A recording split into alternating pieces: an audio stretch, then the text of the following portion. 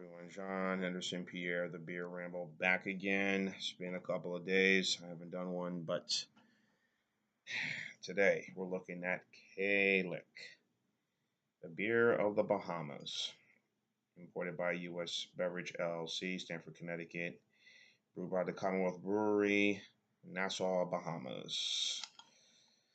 5% ABV. This is a brand owned by Heineken International. The beer of the Bahamas, as they like to say. Mentioned 5% alcohol by volume, a American Adjunct lager style. I lost my beer glass, but actually got crushed the other day, so got another one. I got this one for a while now, but I'll get another one soon. But as you can see, what my beer looks like. Looks like your everyday standard lager. Nothing really very clear.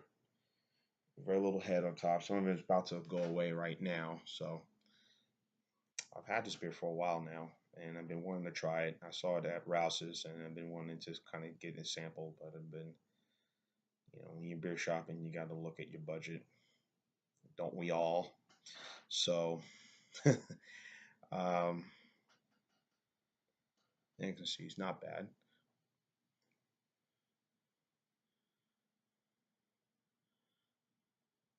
A lot of corn.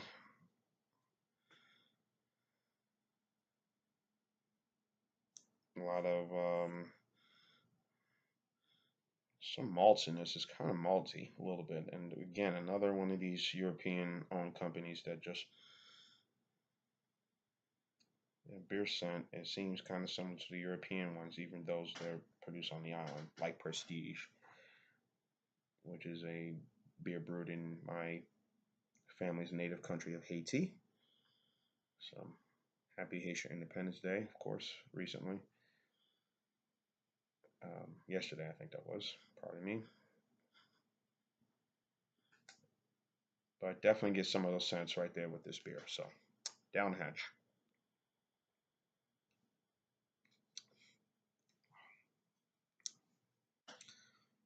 Hmm.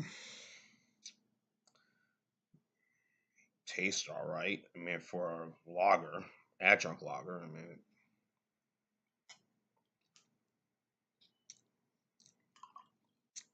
it does have a little bit of some herbal notes to this, like you are drinking something from a European, like a Beck's or a Heineken.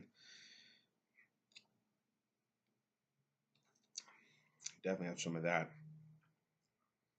Only 5%. This is the most popular beer in the Bahamas.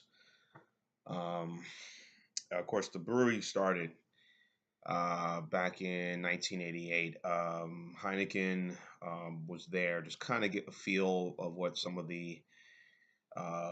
what the people in Bahamas, what they were drinking, what they were tasting, what they preferred, and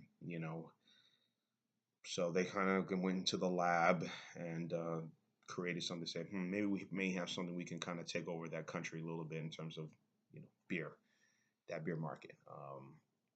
Lo and behold, here comes Kalik, and in 1988, it was soon formed, and they had kind of outmuscled Beck's, which was, and I'm sure Guinness as well, which were both beers are very popular, were very popular down there, and still are. I would guess to this day.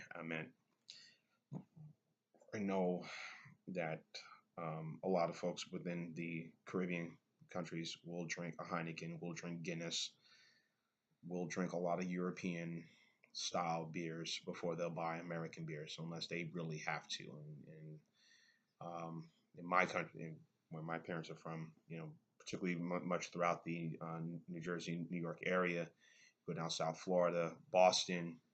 Um, when you see a lot of folks like us, those from the West Indies, Georgia, of course, um, there is an affinity of sort of an embrace for this beer. And then you have other styles, Cara beer also is a very popular brand of beer, which I can get here, and then you have what's another one? Red Stripe, also another one that's very popular. So I would say those are the ones that you'll see a lot. The folks from the West Indies or American descent from the West Indies will be drinking. You know, me personally, I don't give a shit. I'll drink whatever. So I just like beer. Oh well, they have a light. Kalik has a light version, and they have a Kalik Gold, which is 7%. The light version, I think, is 4.1, 4.5, I believe, alcohol by volume. So anyway, um, won't go on and on about this. They usually have this during this festival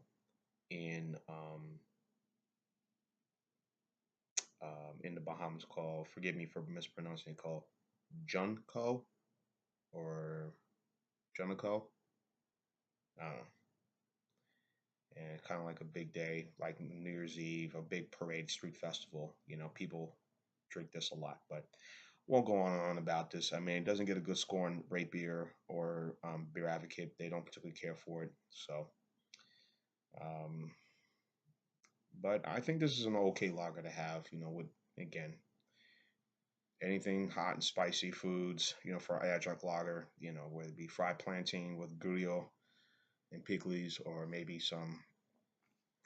Um, I'm trying to think of something else. You know, hot wings. You know, I got a bag of popcorn here. You can eat, chew on that. So to me, this is a decent lager. Not great, but decent enough. I think it's okay. The bottle, this was like $1.59 at Rouse's. I got this, and I think the 6 pack I think is about $8.99, which is about the same price for Red Stripe, you know, or and for a Guinness Extra Stout and whatnot. You know, I think about the same. Beck's too as well, about the same. Heineken, Dos Equis, even some of the other popular Mexican beers, Sol, Pacifico, about the same price. So, but anyway, um, won't go on. Good lager, you know, good enough. You know, would I get it again? Maybe. The price was lower, but you know, but still good enough. So I'm won't be negative about this again. Must positivity in the new year. Um, I will give this a. I'll give this a 7 on the beer. So about a good C. So finish this up. But anyway, 7 score for Caleb. A pretty good, you know, um, adjunct lager to have. If you've had Kalik, think it deserves a 7 score or higher, lower. Leave your thoughts and comments on the bottom. Join us here at the Beer Ramble. Tend to keep on watching as always. Cheers. Happy 2017, America and the world.